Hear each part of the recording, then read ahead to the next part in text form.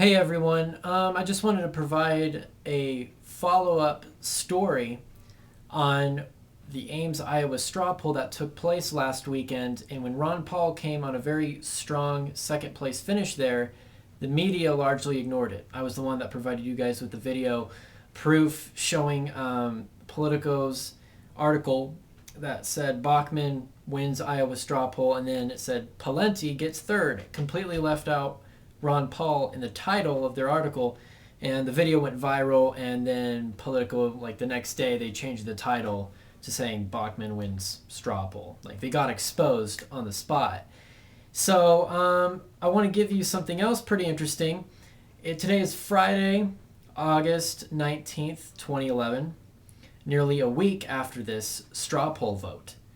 And now I see this article, this top article in MSNBC's politics section. And here's what it says. This was posted, let's see, 2 hours ago. And it says, Ron Paul finishes second in Ames, gets ignored. Why? So they finally had to admit it. Like, oh, okay, there's been so much coverage of him getting ignored. I mean, it went viral on the internet with my video, other people's videos, showing how the media is trying to determine, already saying that there's this top tier of candidates, Bachmann, Perry, Romney, and they leave out Ron Paul. And they're all declaring that those are the three candidates and nobody else. Ron Paul's a nobody, even though he came in at almost a first place finish had Bachmann not bought all of those votes at the straw poll. And then I think the ultimate icebreaker here on this was Jon Stewart. And I got to give Jon Stewart props. I don't watch him very often. I know he's a liberal guy and long been an Obama supporter. But I was really happy to see him come out in defense of Ron Paul in this really good segment. I posted that video of him on my other channel, Original 1001BG, and I recommend anybody who's subscribed to this one, go subscribe to that one as well. And I'll provide a link to it as well.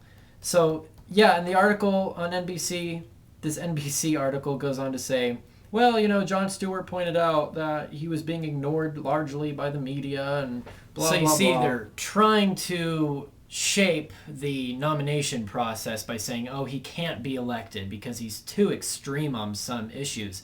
And they say, for example, he's to the left of President Obama on Afghanistan, Iraq, and Iran. And he's too far to the right for mainstream Republicans on things such as legalizing drugs, which is factually incorrect. He just wants to end the war on drugs, which is the federal, the federal laws, regulating them. He just wants to hand those laws over to the states and let the states decide if they want to make drugs illegal or not. So, they say a lot of crap like this that's not true. They say that he's for an isolationist foreign policy when it's called non-interventionism. I don't know how many times we have to get this through their heads that it's not isolationism, it's non-interventionism. There's a clear difference. And then some hack named Charlie Cook says the Ron Paul campaign is not much of a candidacy than a cause. He's got issues that are more important to him. So, whatever. And they do admit that he's going to do better than he did last time.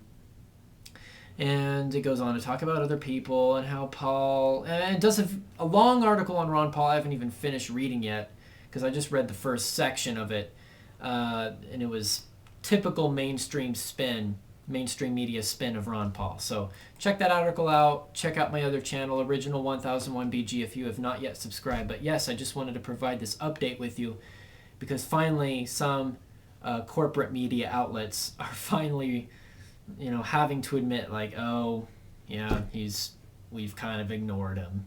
Week later, we'll tell you. So here you go. There's that, and thanks for watching.